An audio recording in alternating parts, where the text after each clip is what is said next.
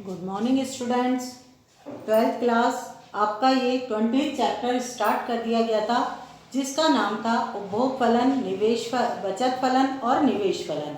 इस चैप्टर के अंतर्गत स्टार्टिंग का वीडियो आपने देख चुके होंगे, कल आपके पास पहुंच गया था। उसमें मैंने आपको ये बताया था कि अर्थशास्त्र के अंतर्गत दो विचारधाराएं पढ़ी जाती हैं। या अर्थशास्त्र के अंतर्गत दो विचारधाराओं में अध्ययन किया जाता है। एक विचारधारा को परंपरावादी विचारधारा कहते हैं, जिसे इंग्लिश में क्लासिकल अप्रोच के नाम से जाना जाता है, जिसमें अर्थव्यवस्था में सरकार का हस्तक्षेप केवल शांति, व्यवस्था और सुरक्षा की दृष्टि से ही आवश्यक है। उसे कभी भी अर्थव्यवस्था के उत्पादन और उपभोग से संबंधित आर्थिक क्रियाओं में हस्तक्षेप करने की आवश्यकता नहीं होती है। और दूसरा जो हमारा था इसके अंतर्गत, उसमें ये बताया गया था आपको, जब आर्थिक मंदी का दौर आया था तो हमारी ये परंपरावादी जो विचारधारा थी, जो ये मानती थी कि बिना सरकार के हस्तक्षेप के अर्थव्यवस्था में सदैव संतुलन स्वतः ही स्थापित हो जाता है। कुछ अदृश्य शक्तियाँ, जिन्हें मांग और पूर्ति की शक्तियाँ कहते हैं, वे शक्तियाँ एक्टिव होती हैं, क्रियाशील होती हैं, अर्थव्यवस्था में पूर्ण रोजगार की स्थिति उत्पन्न कर देती हैं। लेकिन आर्थिक मंदी के दौर ने ये स्पष्ट कर दिया था कि दिन प्रतिदिन बेरोजगारी बढ़ती जा रही थी, दिन प्रतिदिन उत्पादन घटता जा रहा था, लेकिन मंदी का दौर दूर ही नहीं हो रहा था। ये मांग और पूर्ति के अदृश्य शक्तियाँ एक्टिव नहीं हो रही थी। उस समय एक नई विचारधारा के रूप में कीन्स नामक अर्थशास्त्री आए थे और उनकी विचारधारा को केंजियन विचार अप्रोच के नाम से जाना गया था। ये जो विचारधारा थी, इसमें माना गया था कि अर्थव्यवस्था में कभी भी संतुलन स्थापित नहीं होता है, कभी भी पूर्ण रोजगार की स्थिति नहीं पाई जाती है, और ये अल्पकालीन संतुलन की बात करते थे। इन्होंने सरकारी हस्तक्षेप को आवश्यक माना था। इन्होंने कहा था सरकार को कुछ ऐसे व्यय करने चाहिए जिससे अर्थव्यवस्था में उपभोग, उत्पादन, निवेश, रोजगार सभी में बढ़ोतरी हो। और जब ये कार्य सरकार के द्वारा किया गया तो वास्तव में मंदी का दौर भी दूर होने लगा था। तो एडम स्मिथ के समय से चली आ रही परंपरावादी विचारधारा का खंडन समय ने स्वतः ही परिवर्तन कर दिया और कीन्स की नई विचारधारा हमारे सामने लाकर रख दी थी। ये जो कीन्स की विचारधारा थी, इसके अंतर्गत अर्थव्यवस्था के आय, उत्पादन और रोजगार के सिद्धांत का अध्ययन करने के अंतर्गत कुछ हमारे बेसिक फंडामेंटल कॉन्सेप्ट का अध्ययन करना आवश्यक है। उन बेसिक फंडामेंटल कॉन्सेप्ट के अंतर्गत आपका सबसे पहला टॉपिक तो उपभोग फलन आता है। उपभोग को कीन्स ने उपभोग वैसे भी हमारी जो है प्रमुख आर्थिक क्रिया होती है, और सारी आर्थिक क्रियाओं का जन्म इसी उपभोग की क्रिया से होता है। तो इसका जो लॉ दिया था कीन्स के द्वारा समष्टि अर्थशास्त्र के अंतर्गत, वो आपकी बुक के अंदर किस नाम से जाना जाता है? कीन्स का मूलभूत मनोवैज्ञानिक नियम, जिसे फंडामेंटल फिजिकोलॉजिकल लॉ के नाम से भी जाना जाता है।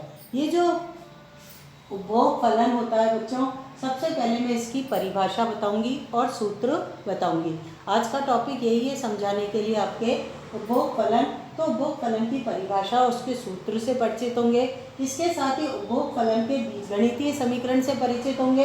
फिर औसत उपभोग प्रवृत्ति, इस उपभोग फलन के ही दो और कॉन्सेप्ट है, दो और तरीके से अध्ययन किया जाता है उपभोग फलन का। एक को हम एवरेज प्रोपेंसिटी ऑफ कंजम्पशन कहते हैं और दूसरे को मार्जिनल प्रोपेंसिटी ऑफ कंजम्पशन कहते हैं। औसत और सीमांत की उपभोग प्रवृत्ति जो है, उसका भी अध्ययन आज किया जाएगा।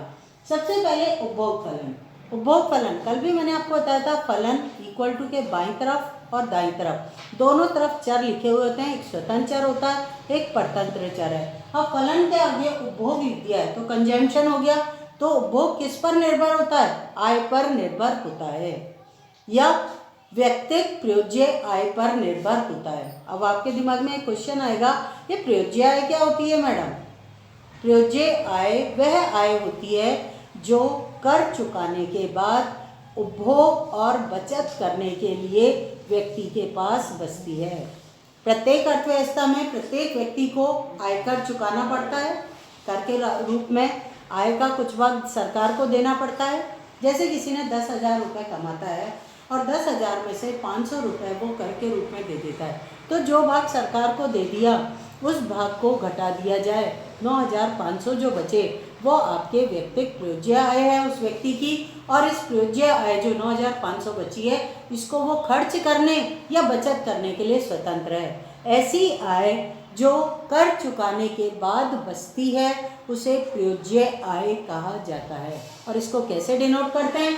आय जो होती है उसको तो y से डिनोट किया जाता है बच्चों, लेकिन जो प्रयोज्य आय होती है उसे YD के द्वारा डिनोट किया जाता है।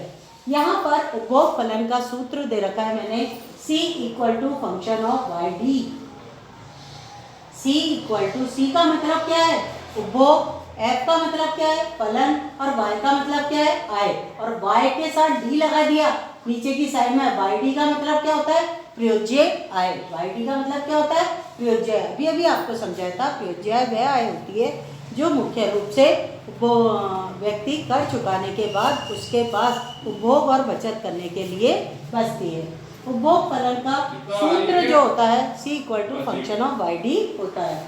अब हम जब उपभोग फलन का बीजगणितीय समीकरण पढ़ते हैं, जब हम उपभोग फलन का बीजगणितीय समीकरण पढ़ते हैं तो हमारे द्वारा उसका बीजगणितीय समीकरण C = A स्मॉल वाला प्लस BYD होता है।